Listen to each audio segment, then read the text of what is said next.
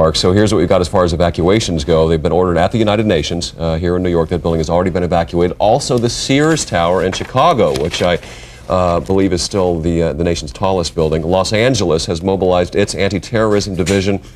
Security has been intensified around the naval facilities in Hampton Roads, Virginia.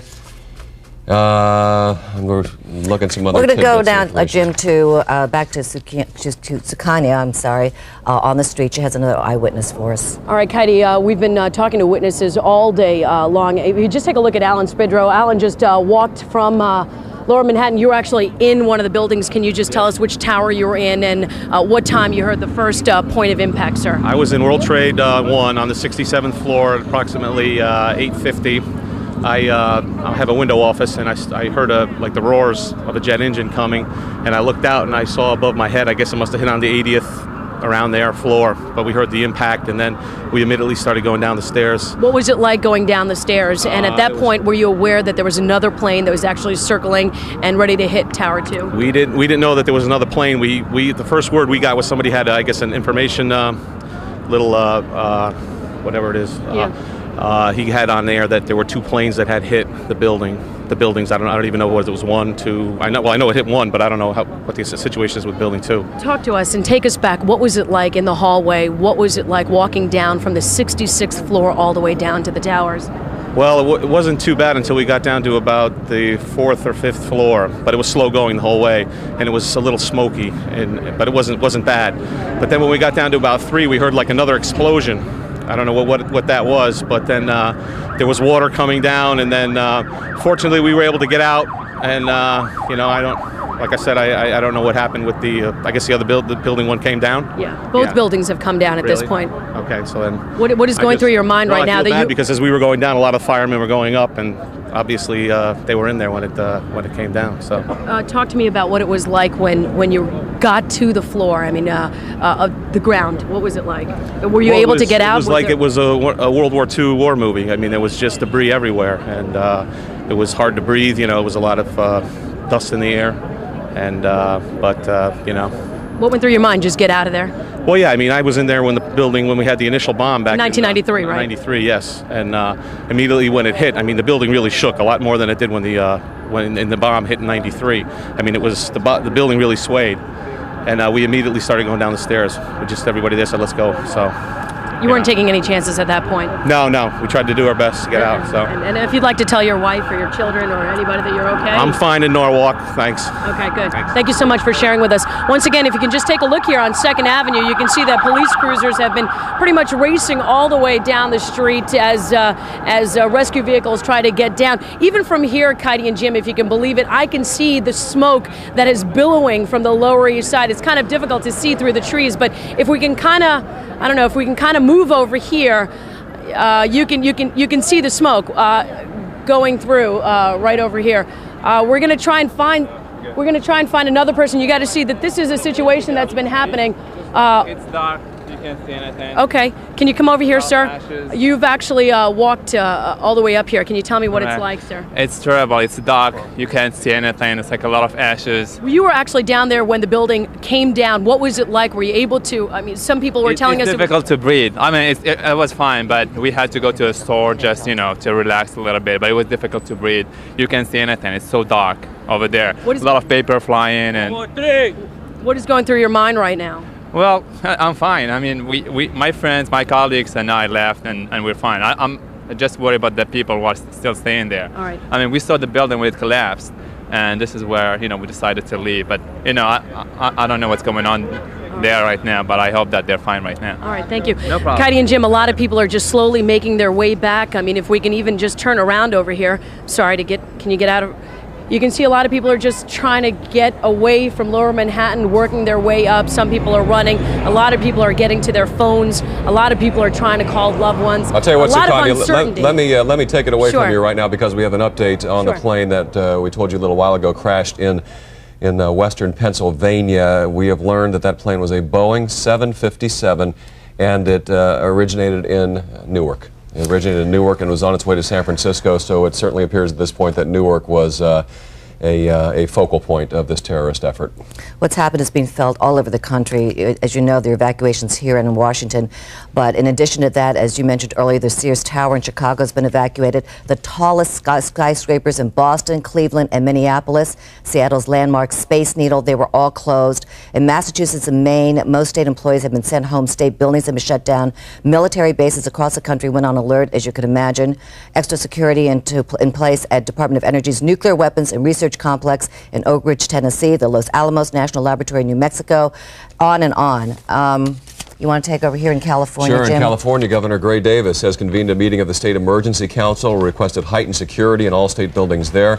In Los Angeles, police are on tactical alert. They've mobilized their anti-terrorism division.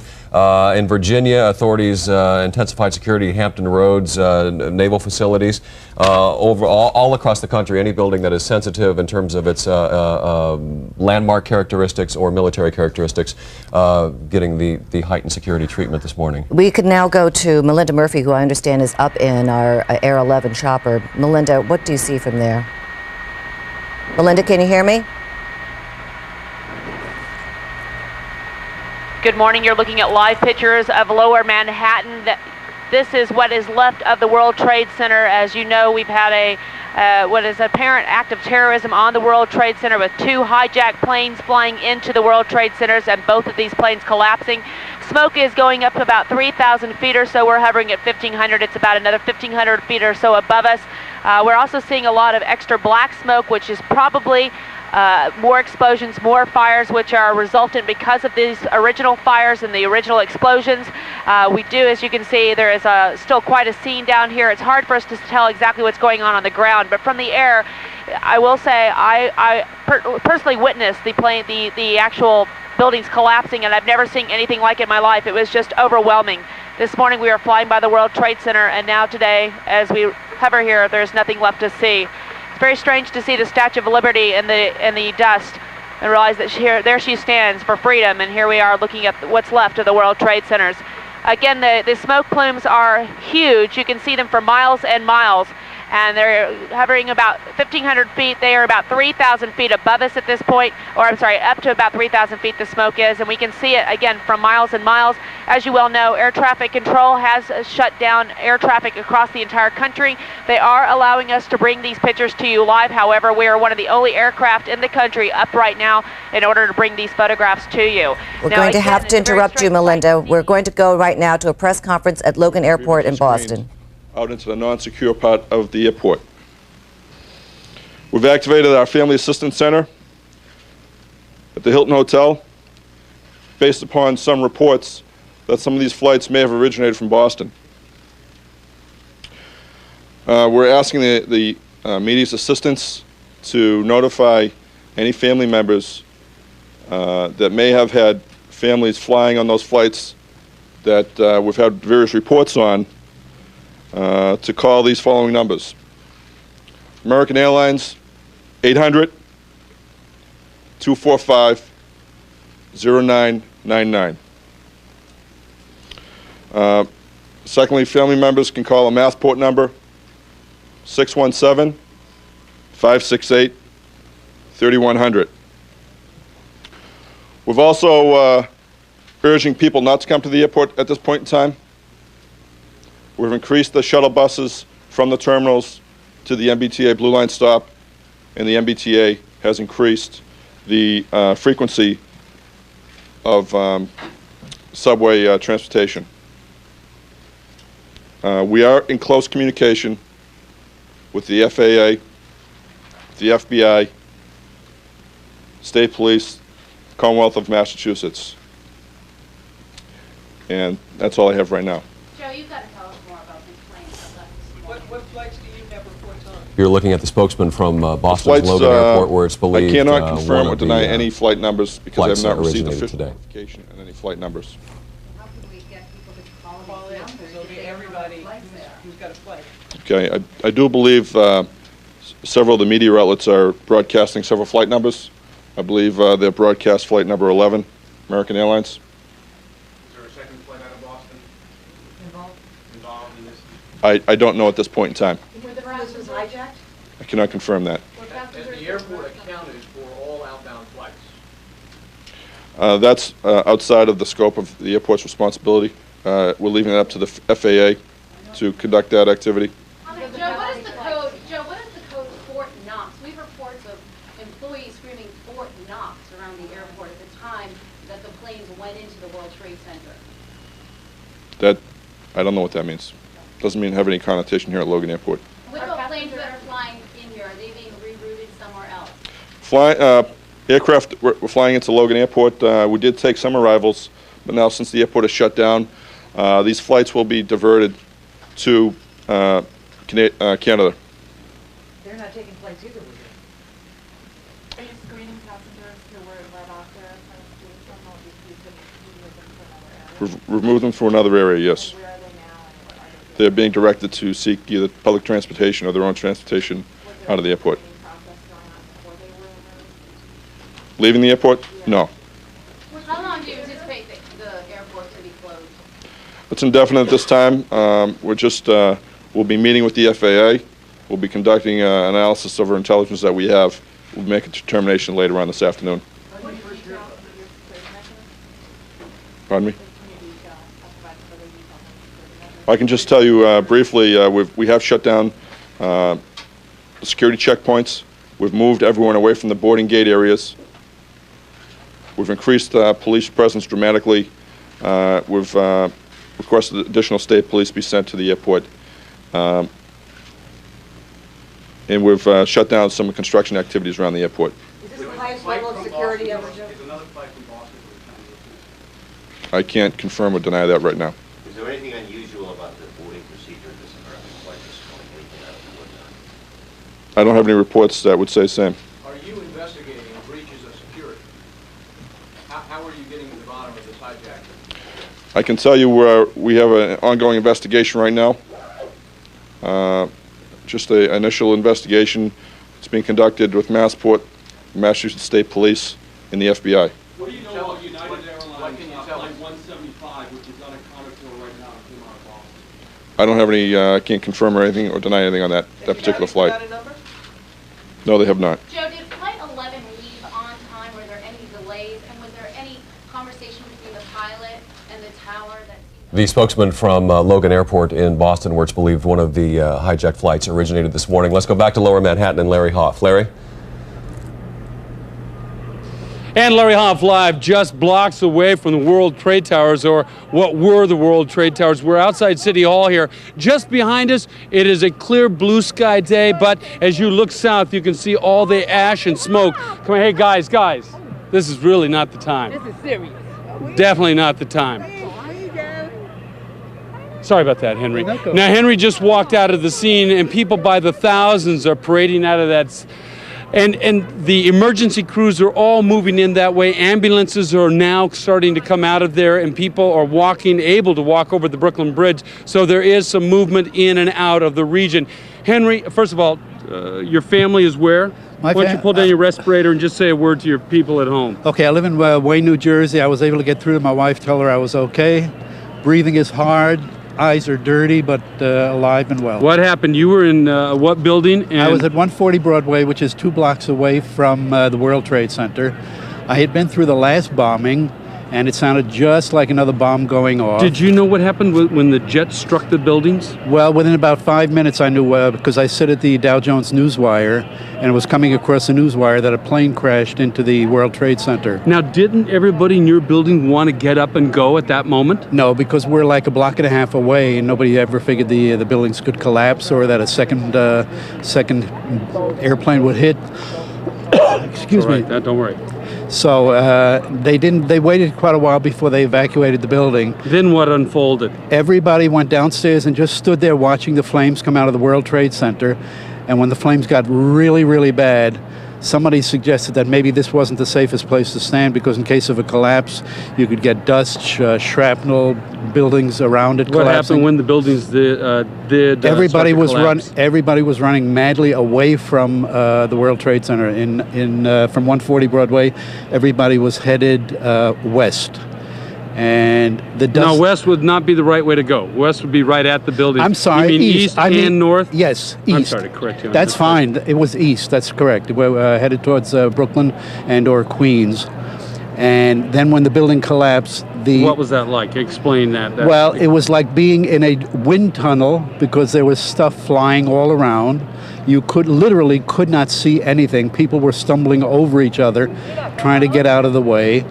Everybody was coughing, throwing up, trying to get dust out of their eyes. Are we talking thousands of people, hundreds of people? What It's hard was the to scene like? I don't know because it was so black. I couldn't see a thing. Literally could not see a thing.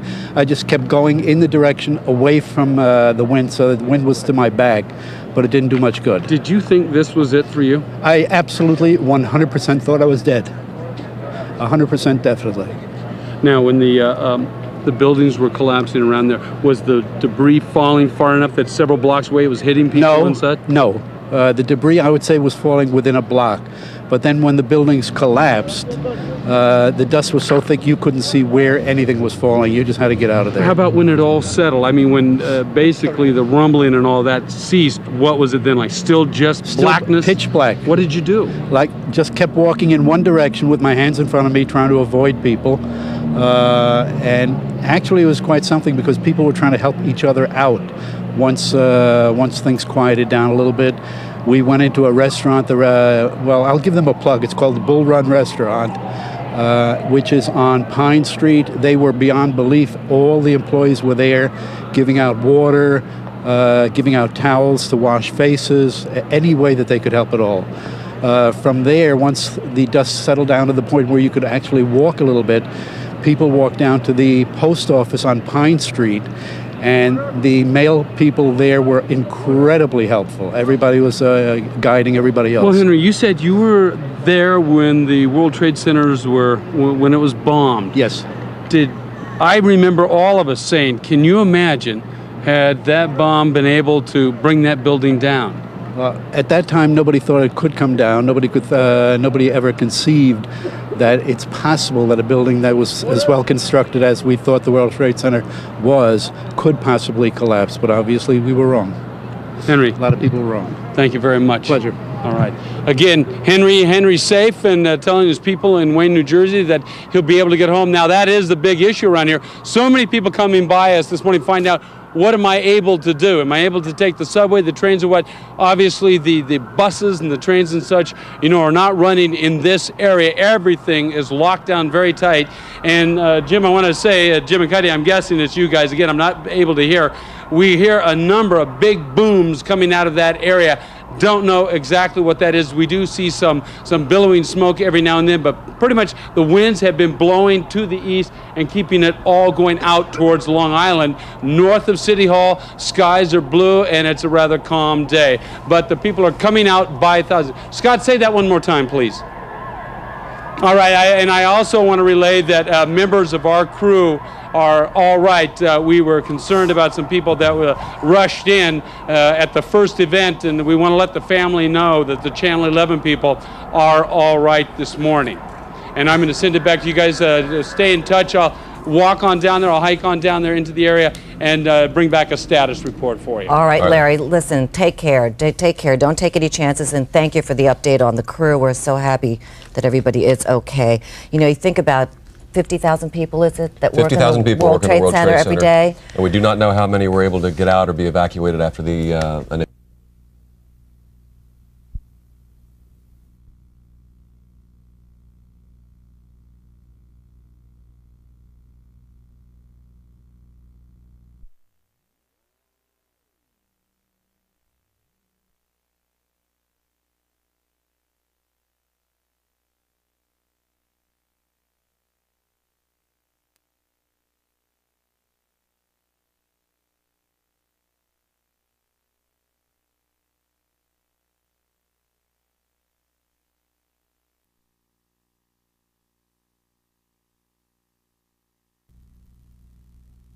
On the ground, I might say, there's very little you can do to protect a building like this from the air, other than to restrict airplanes from going in and out of the area, which is the law. Well, but obviously that was not heeded today. The NYPD also stepped up ground patrol. There were lots of roadblocks that were put in. There was a lot of restricted air area on the ground.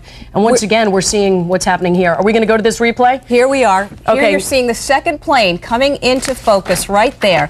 It is rounding Here it is, rounding the building, rounding the first tower, which had been struck by a plane just about 20 minutes, a half an hour before. And there it hits the other tower. And that was shortly after 9:04 this morning when the explosion rocked the second World Trade Center tower. We are also hearing reports in Brooklyn because of the extensive nature of this that ash is pouring down in Brooklyn. Once again, we are back live. This is what you're seeing right now. This is the aftermath. This is the chopper 11. Melinda Murphy's up there with Chet, who's taking the photographs right now. And you can see the intense billowing there. You can see the aftermath of what we believe are two, and we're going to say this, two possible terrorist planes attacking the World Trade Center, both towers of the World Trade Center. We do not know the extent of any injuries. We do assume that there are people inside both of those towers. This is the business hour. This is the second time that this particular building has been attacked in this city. Is Melinda from Air 11 available? We will get to her in a few minutes, but you are seeing her pictures right now, and we'll hear her report in just a minute. What is amazing here, Lynn, is you're looking at this gaping hole. You're looking at a building that has been an icon for most of the New York City skyline, if you can say that. And it's also been a target now, as we said. Targeted in 1993, and it looks like it's being targeted again today at 9:09. Exactly. On this Wednesday. Unbelievable. And again, one of those explosions you saw right here live. This happened just after 9 o'clock this morning. Once again, let's go back to the first World Trade Center bombing that we knew of. That was back in February of 1993. A car bomb at the World Trade Center exploded, killing 6 people, injuring thousands, causing extensive damage. Many of us were there on the ground covering it, and what an intense and frightening experience it was for so many New Yorkers. You remember the terror on the faces of the people inside these buildings when this happened back in 93, and they were crying and trying to get out of the building, scrambling to get down the stairs. 110 floors in this building, so we can only imagine the turmoil, the destruction, the mayhem inside that building as we speak right now. What an incredible sight you're seeing right now. You are seeing the result of 2 planes crashing into both towers of the World Trade Center, an apparent terrorist attack once again on this icon of a building. And this is a shot that we just saw, the wide shot of Air 11 taking us down the Upper West Side, down the west side of Manhattan, all the way to Lower Manhattan. You can see the huge gaping holes. We also saw an ominous shot of the Empire State Building sort of looming in the background. And it's amazing. This, by the way, we've been telling you this is 110 stories. These are actually the tallest buildings in New York City, the 3rd tallest skyscrapers in the world. And there's an observation deck that you can see this at on the 107th floor. Obviously, that's a part of what looks to be damaged at this point.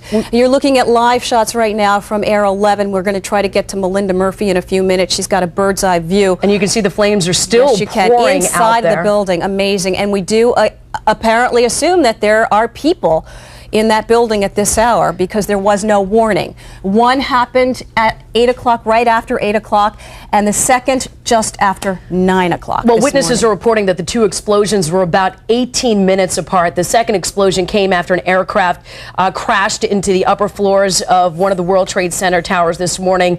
Black smoke was seen pouring as we see it pouring out right now, 2 gaping holes. It's right now not clear what caused the second explosion, though we did see that plane coming right into that tower. Yes. And that's video that you cannot... It's just unfolding before your eyes. And you read about these things, you hear about them, but we actually saw this happen in front of us. And it's just astounding, amazing. And you're looking again, close-up shot. You can see inside the fire that is emerging from that building, from the inside of the building. Again, assuming that there are people in the building. It would be hard to evacuate with such little notice. As you can see, the tops of the Twin Towers are absolutely obscured by smoke. Obviously, a hindrance for firefighters trying to get control and get access to the top floors to try and put this or try and get some sort of control over what's happening in the Twin Towers. Right. Thousands of pieces of what appeared to be office paper came drifting over Brooklyn, about 3 miles from the tower, according to one witness, Lynn. Now, this...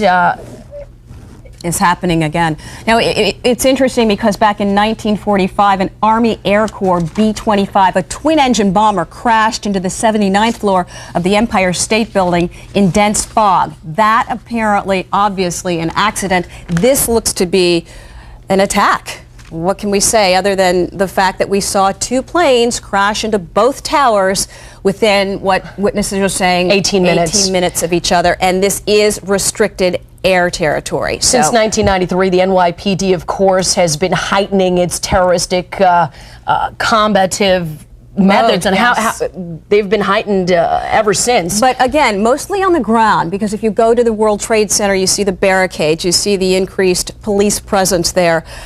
But there's little you can do when you're talking about the upper floors. Now we're going to show you once again what happened here live in front of our eyes just after 9 o'clock this morning. It's 9:13 right now. This was at 9:04 this morning. Second plane coming in to the right of your screen. It goes behind Tower 2, and watch this.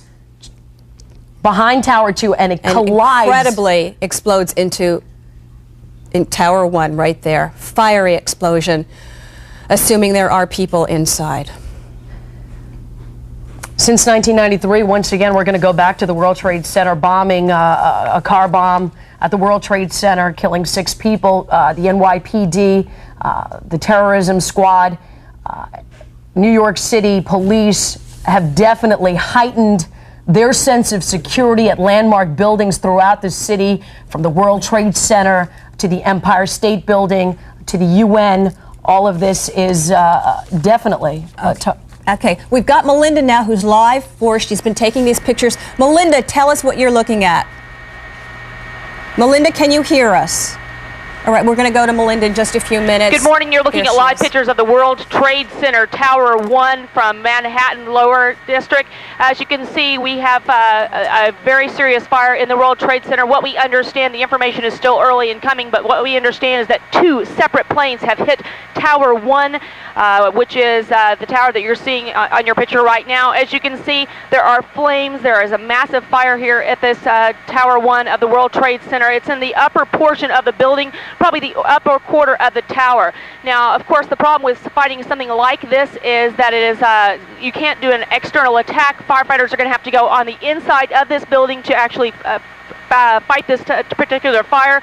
They're going to have to be using things like high-rise packs and standpipe packs. They're going to be setting up a command center here, and they'll be using a cascade system to refill their air bottles. Now, the air bottles only carry 30 to 45 minutes of air, so you can imagine what it's going to be like to try to attack this fire, because they're going to have to climb up this many stories to get to the actual fire, and then probably immediately have to turn around and get their air packs repacked. Now, what we understand is, again, 2 separate planes have hit this. We don't understand why at this point, but we do know that 2 planes, we're not sure what size planes they were, but we think they were substantial in size, have hit the World Trade Center. This, again, is Tower 1. We do not know exactly what happened as far as to why they have hit this, but you can see that there is a big plume of smoke which is towering into the air. I would say it goes back a couple of miles at this point, even further. You can certainly see it from almost anywhere in this area. Both towers have smoke coming out of them, so it is possible at this point that Tower 2 is also on fire. It's hard for us to tell at this vantage point. As you can well imagine, police are keeping us at distance from this so that they can do the work they need to do.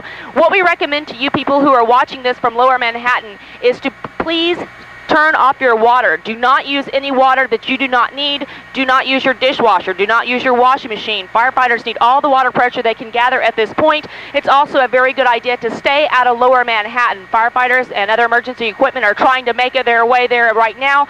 And as you can imagine, this has probably already been made an all-hands emergency. That basically means that everybody, even if people are off of work right now, they have been called in to battle this blaze. Again, for those of you who are just joining us, you are looking at live pictures of the World Trade Center.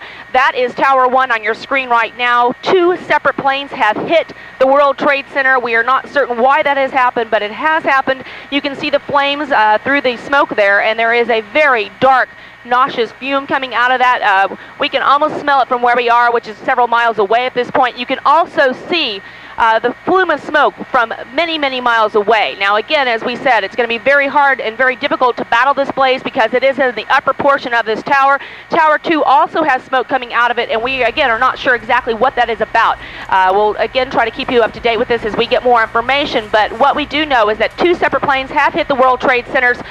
We do have firefighters on the scene. They are going to have to do an internal battle of this blaze. They cannot do anything from the external because it's so high. Makes it very difficult to vent a fire like this as well.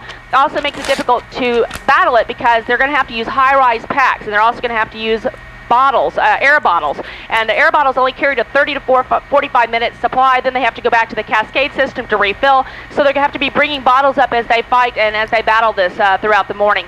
So it will take some time to get this cleared. There will be obviously a lot of traffic in and around downtown Manhattan. It's a very good idea to stay out of the downtown area. Please do not use your water unless you have to. Firefighters need all the water that they can garner at this point. And again, as you can see, this is still an ongoing battle. I mean, we have major flame inside this building. You can imagine the heat of this. And of course, the World Trade Center is no stranger to fire and to other problems. There was the World Trade Center bombing several years ago. Firefighters do know the layout of this building, but it has been several years since this happened. So again, there will be some new firefighters on the scene of this.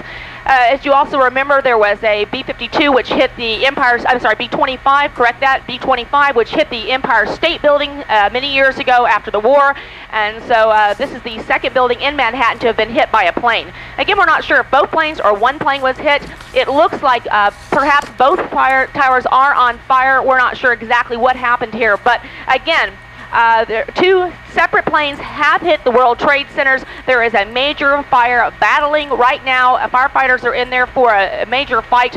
The stairwells, of course, are how people are going to be evacuated. People will be evacuated out of these buildings. Do not, if you're watching this from the World Trade Center, do not get on an elevator. It is not a good idea to use an elevator in the middle of a fire. Obviously, the water and other fire can short out the equipment, so you will have to walk down. The World Trade Centers, of course, are among the tallest buildings in the world, making this an even more complicated fire to battle.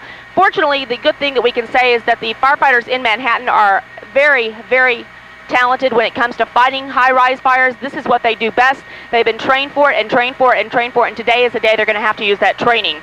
Again, for you who are just joining us, we are showing you live pictures of the World Trade Centers. As you can see, they are on fire. Both towers. The tower on the left is Tower 1. The tower on your right is Tower 2. We understand that 2 separate planes have hit the World Trade Centers. We are not sure if they if there was some kind of technical malfunction, if this was some type of other attack. We're not exactly sure what happened yet. We do know 2 separate planes.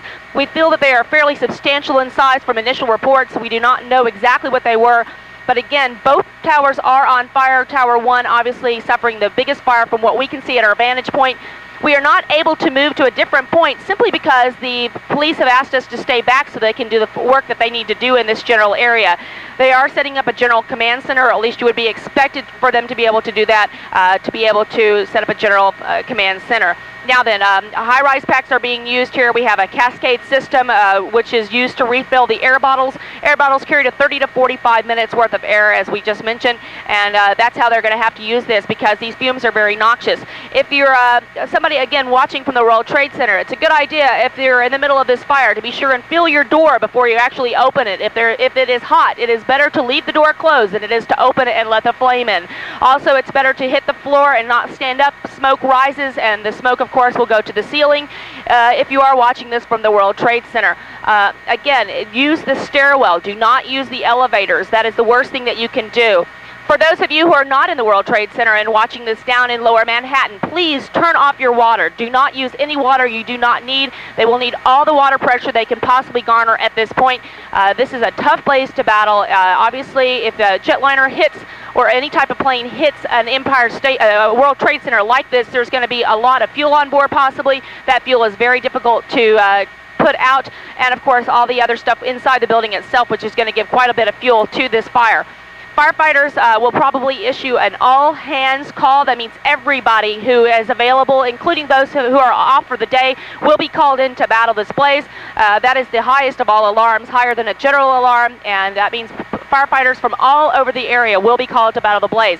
Again, it will be an internal attack. They cannot do anything externally because of the height of this. It's the top portion of the World Trade Center, the very top portion of the World Trade Center. We have maybe, I would say it's probably the top fifth of the World Trade Center, Tower 1, and maybe the top half of World Trade Center 2. Again, we're not sure if both or one of the towers was hit by a plane, but we do know 2 separate planes hit the towers, and that has resulted in this battle of the blaze that we are watching right now. We do see flames in Tower 1. You can see it at the base of the smoke on the left, and we do know that there's some very serious fire which they're having to battle here today. Okay, that was Melinda Murphy. You've been listening to Melinda Murphy live from Chopper 11. Over what you can see is a raging fire. 2 planes. Now, we just got this in. A senior government official speaking on condition of anonymity said that the FBI is now pursuing reports that one or both of the planes that crashed into the 2 towers of the World Trade Center were hijacked, and the crashes may have been the result of a suicide mission. And we should stress that these are preliminary reports, but the quote is from the FBI, it certainly does not look like an accident. Now, the New York Here's the plane. We're going to replay it. This is the second plane that crashed into Tower 1. This happened just after 9 o'clock this morning. The first plane crashed in 18 minutes before. Again, the FBI now reporting.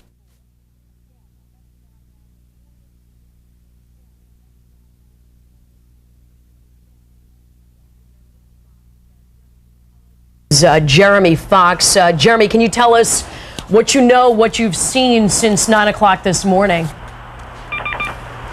Jeremy, you're on live. Hello? Jeremy, can you hear me? Yes, can you hear me? This is Nicholas. Hi, Nicholas. I'm sorry. Nicholas, you're on live, WB11 Morning News. Can you just tell us what you are seeing and witnessing, and where are you? I'm in my house right now. I'm looking out the window. After the first explosion, I was just looking at the first tower.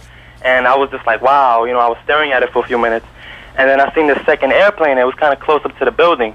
And it looked like it really did know which way it wanted to go. And it crashed into the second Twin Tower building. It caused a massive explosion. And I was just like, it was just completely stunning. I'm still hearing like little explosions all around, like around my block. But I don't know what's really going on. But it was definitely a second airplane. What kind of explosions are you hearing? Do you know? Just little dooms. I don't know if maybe that could be like results from the building, but... Right. Nicholas, can you just tell us exactly where you're located? Obviously, you're not in... Where are you in the vicinity of the World Trade Center? Well, I'm in the Lower East Side of Manhattan. Lower East Side of Manhattan, and you heard this? Did you hear the plane flying low? Can you tell us? Well, no, not really. After the first boom, I just heard the explosion. All right, I didn't really think nothing of it, and then I just went to the window and I just saw the plane coming, towards the building. Nicholas, what's the reaction in your neighborhood? You're right there. You're very close to it. What are people saying? What are their reactions? Well, a lot of people on the ground don't even seem to notice because, I don't know, I guess the buildings are hindering their view. Yes. But I guess from the result in the hallway, I heard a lot of doors slamming and a lot of people were speaking in Spanish and, screaming and everything.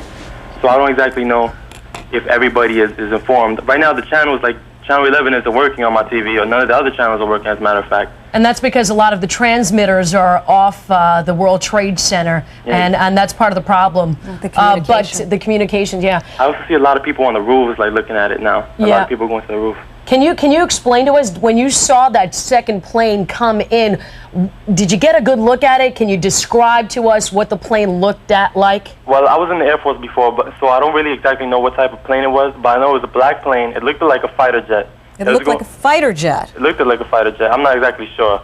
Okay. It was traveling extremely fast, so it definitely looked like it knew where it was going. It didn't look like it blew a thruster. It didn't look like something happened, like a malfunction. It definitely looked like it knew where it wanted to go. How large was that plane? Could you tell? Wow, it was pretty big.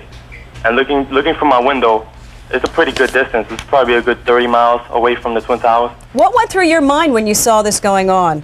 Nothing, It was just like, wow.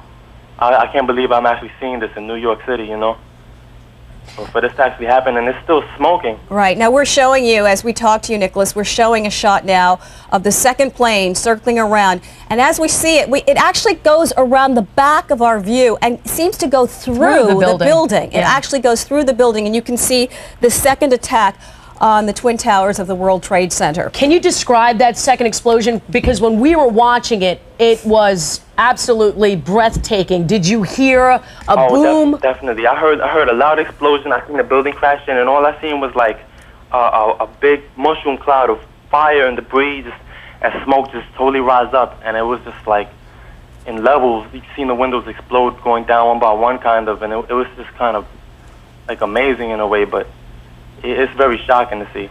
I mean, you don't expect this kind of thing to happen every day in the Lower East Side. Absolutely not. Nowhere in New York or even in this country. I don't think we've witnessed slow-moing anything. this, This Lynn. is a slow-mo shot of the second plane to hit Tower 1 of the World Trade Center. I was watching news earlier about the spy plane that crashed. Do you think that's maybe has something to do with this? Maybe they're tied together? It's unclear right now, but we slow-mo this, and it did look like it went through, or partially through. Right.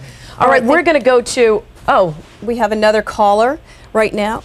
Well, actually, stay with us for a minute. Nicholas, can you stay with us for one more minute? Sure, definitely. All right. What are you seeing now in the aftermath from your view? Well, from my view, the smoke is going left from my window. A lot more people on the roofs than before. I'm just seeing, well, from my window, I could see little chunks of debris coming down. I'm just seeing chaos. It's just unbelievable. All right. Nicholas, thank you so much. You're very welcome. All right, Lynn, we're going to go to Pat Kelly with the Office of Emergency Management in Westchester. Pat? Yes. Can you tell us what is going on? What is the very latest that you're hearing, sir? What we're doing in Westchester is we're mobilizing in Westchester because we're assuming we're going to be backfilling and assisting in New York City. So we're preparing all of our fire, EMS, and emergency management people. We're opening our EOC, and the county executive staying on top of what we may be doing to assist New York with this tragedy. And we know that you work in situations like this. What's the first thing that you tell people? Situations like this, as much as you prepare, you can never prepare for something like this. I know the fire, the EMS, the emergency management people prepare for fires in large buildings, but something of this magnitude and something of this quick and over such a large area, there's no real way to prepare. You just drop back onto what you've trained for. You go and you try to assist the people as best you can, and they're going to use up their resources real quickly. New York City's got a lot of resources, but an incident like this is going to tax it to the maximum, so they're going to be wanting assistance from most everyone they can. So that's why we in Westchester, the county executive has ordered us to take and be prepared to go down and assist them. All right, Pat, this is a huge building. We're talking about a building 101 stories. 110 stories. 110 stories high. Tell us what you think could be going on at this moment inside that building, what you think the situation is like since you deal with emergencies like this. Yes, having worked in the fire service for 26 years and dealing with tall buildings, at best it's chaos. People that are on the fire floors, above the fire floors, are trying to get out. People are trying to get down. Fire departments are trying to get up to assist the people getting out and to mitigate the problem. Yet again, I'm sure in the back of their mind they're thinking, okay, is this the first wave of something that's going on? But they're going to go in and try to put the fire, or at least save as many people as they can, and then work on this. This is going to be a process that's going to go on for days.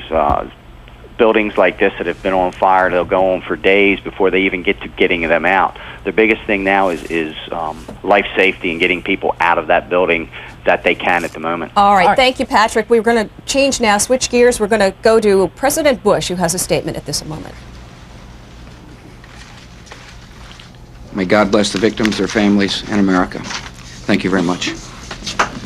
All right, the president taking a moment of silence, obviously. Obviously taking a moment of silence. He was in Sarasota, Florida. That's President Bush. He was reading to children in a classroom around 9:05 when his chief of staff, Andrew Card, whispered into his ear.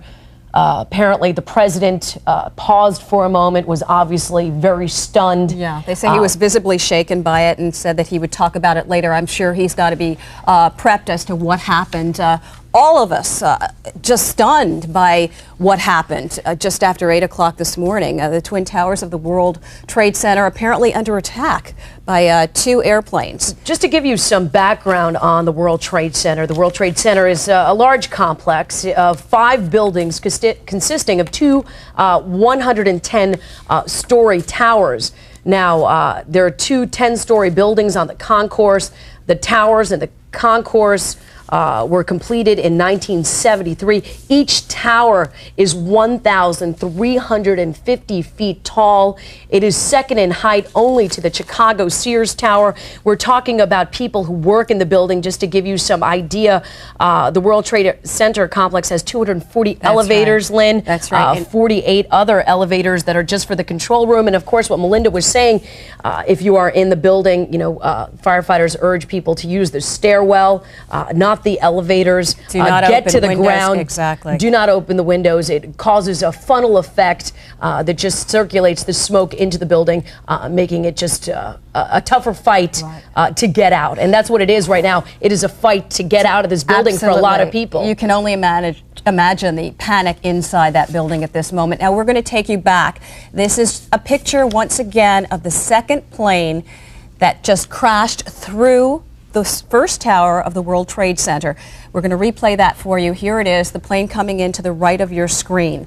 And it flies apparently through the back of the building and crashes all the way through. You're about to see it now. There it goes. And you can see it come out on the other side, at least the flames coming out on the other side. In Washington, officials say the FBI was investigating reports of a plane hijacking before the crash. There were no immediate word on injuries or fatalities in the twin disaster, which happened shortly before 9 this morning. Then around 9:18, the second tower was struck by bombers.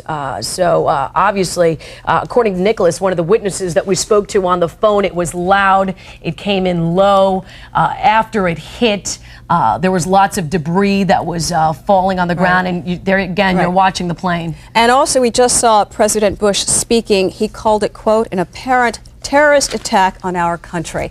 And you're looking at that attack unfold before your very eyes. You know, Lynn, we saw this happen back in 1993, and a lot of people who saw it happen for the first time, a lot of people who experienced it, never thought it would happen again. Never. We prepare for these things. We prepare for New York City, which to many is the center of the UN, for one. Right. We've got the Empire State Building. We've got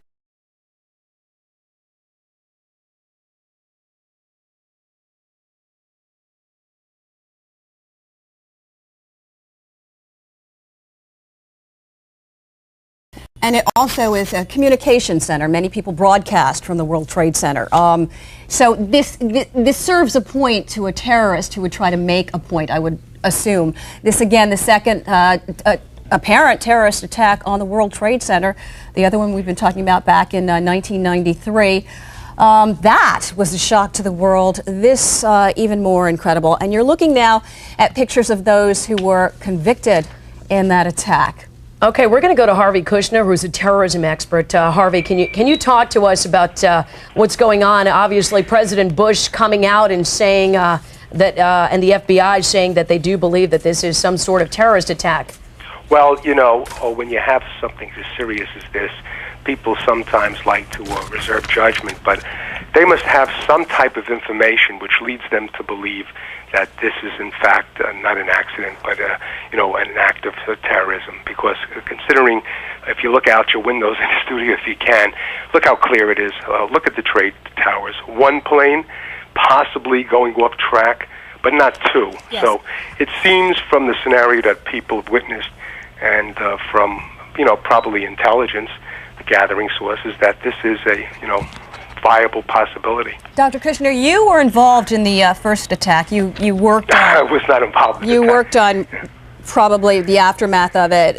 Who was responsible? Tell us what you did do in that. I was involved really in a civil litigation against the Port Authority of New York and New Jersey for not doing the due diligence on the ground, protecting the B2 level in the trade towers, allowing a truck in this case, to park with explosives.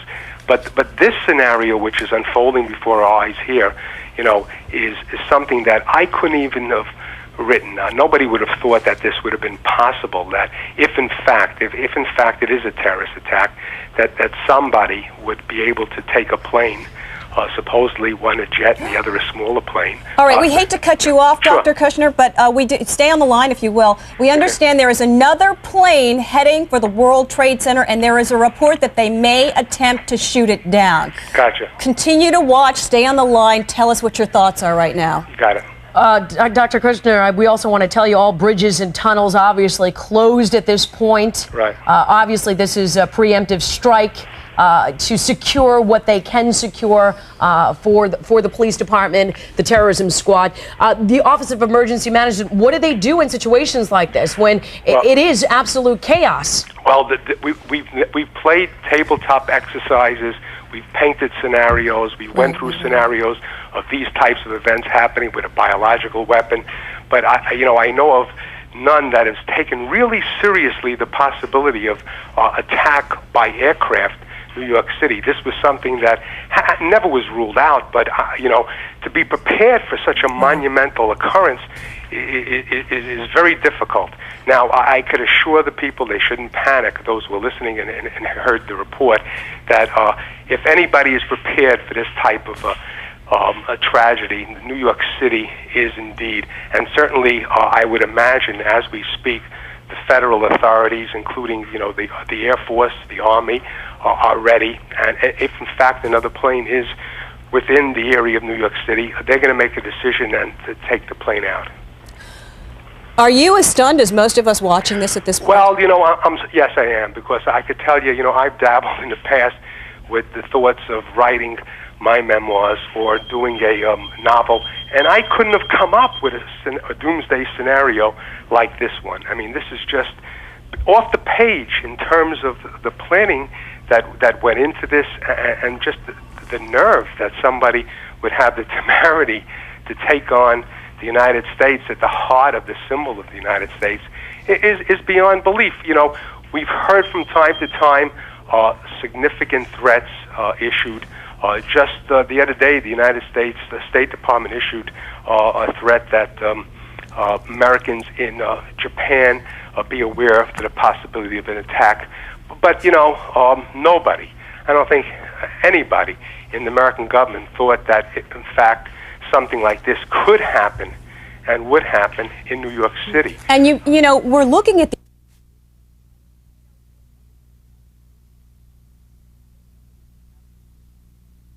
victims. Absolutely. When you think in terms of the emergency services that are going to have to deal with people at the level, in terms of the trade tower, it's monumental. Then on top of that, this is going to have a psychological effect on people living in New York City that is going to be beyond belief. You're going to think of the shock that people who witnessed this firsthand will live in the area in the upcoming days.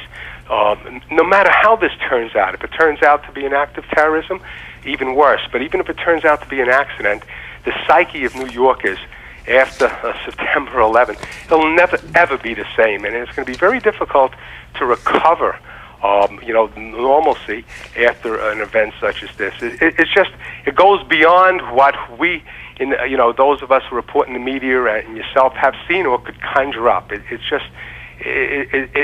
You want to pinch yourself and say, is this really happening? Right. Dr. Kushner, you said that you did have interaction with some of the victims of the last bombing, the families thereof, at the World Trade Center. What can you tell us? What do they go through? What did they experience at that time that some of the people today might be experiencing? Well, they went through post-traumatic shock syndrome. I mean, these people literally were at ground zero at the B2 level, and it just actually wrecked their lives. They were never the same after. It caused not only physical problems, but certainly mental problems, sleepless patterns, waking up in the middle of the night, revisiting what occurred. I was talking to a police officer at a Port Authority who was just catapulted across his office during the bombing. He was left physically damaged for life, but the psychological scars were just traumatic. I knew many people who worked in the trade towers who wouldn't go back in the building, who wouldn't go back into tall buildings after that.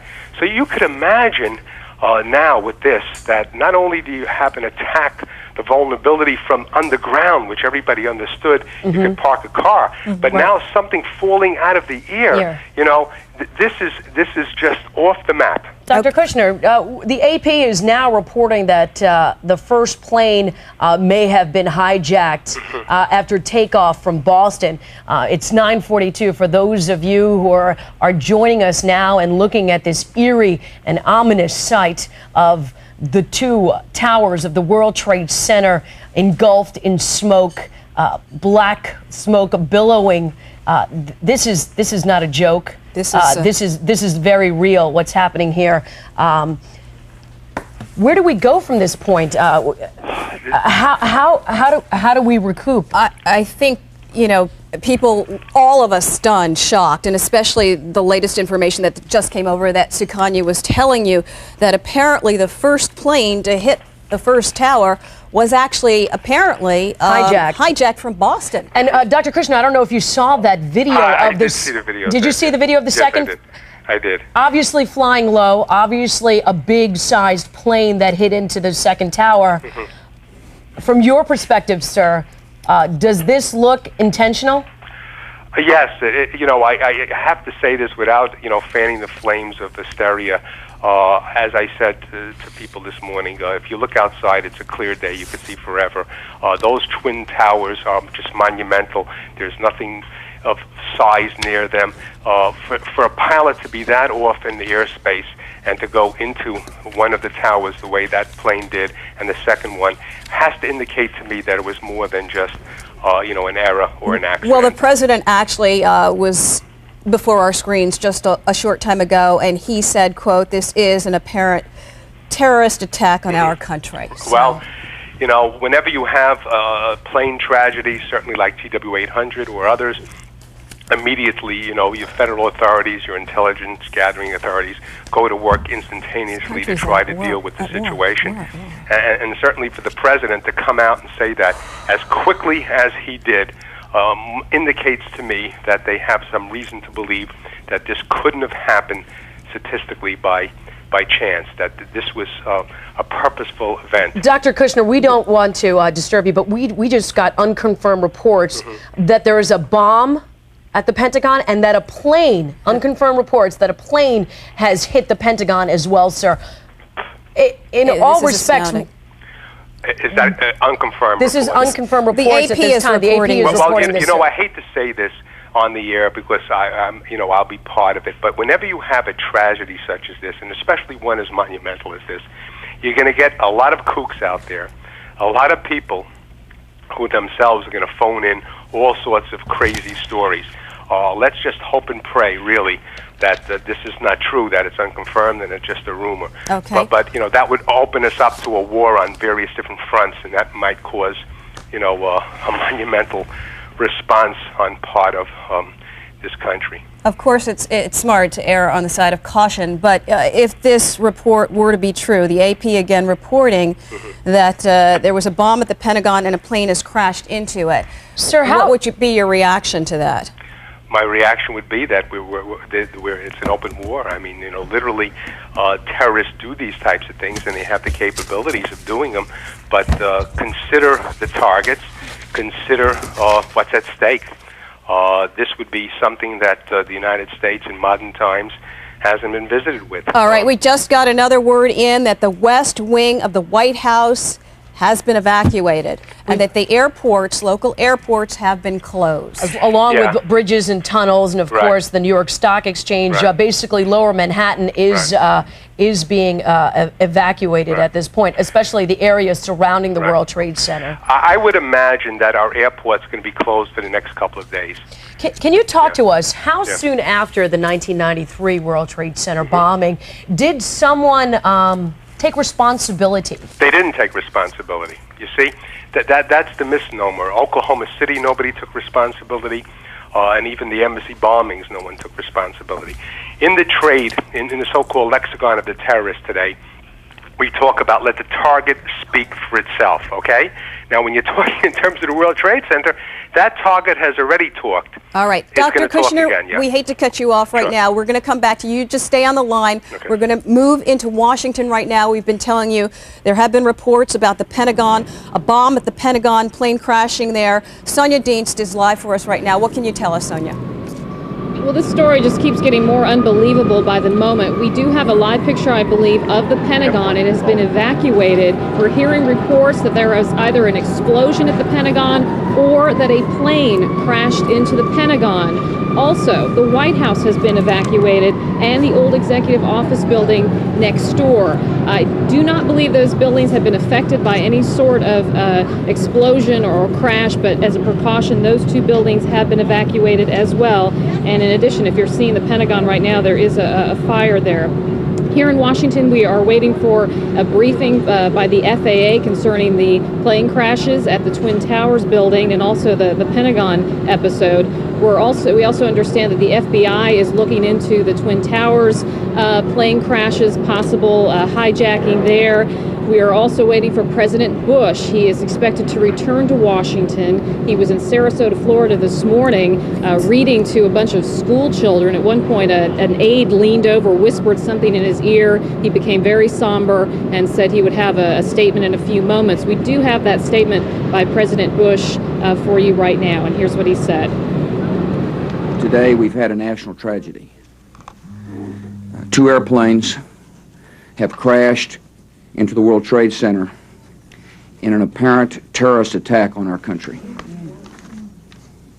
I have spoken to the Vice President, to the Governor of New York, to the Director of the FBI, and have ordered that the full resources of the federal government go to help the victims and their families and to conduct a full-scale investigation to hunt down and to find those folks who committed this act. Terrorism against our nation will not stand. And now, if you join me in a moment of silence.